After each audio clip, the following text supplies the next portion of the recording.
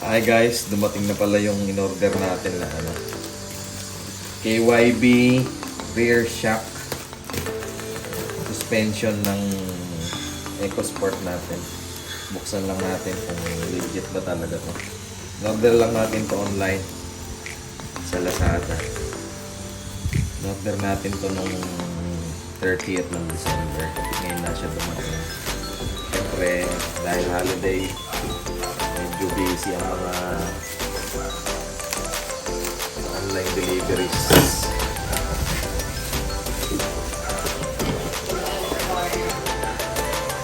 Yan. Ganda ng packaging niya. Sobrang mahigpit. At may pa-t-shirt pa si KYB. KYB rear shock suspension. May pa-t-shirt siya, guys. Shout out kay KYB. Nielix siya, no? Men, no? Para yung doon kay, kay Primo. Pakita mo si Primo. Yan. Medyo palitin na yung suspension niya, eh. Ipapalit tayo, guys. Okay? Check natin kung legit yung pinadala sa atin.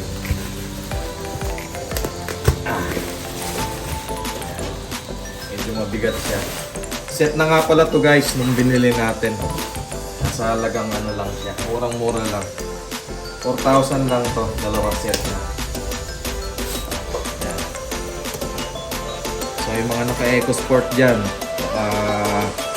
palitin na rin yung shock nyo. Dapat tinicheck nyo rin.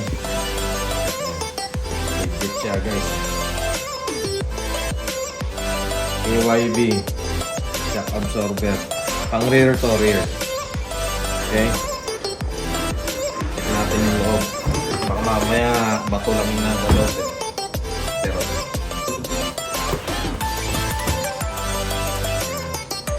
check natin, guys.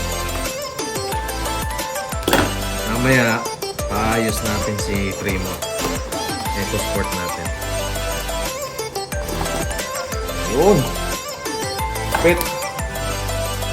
So legit, guys. Yan.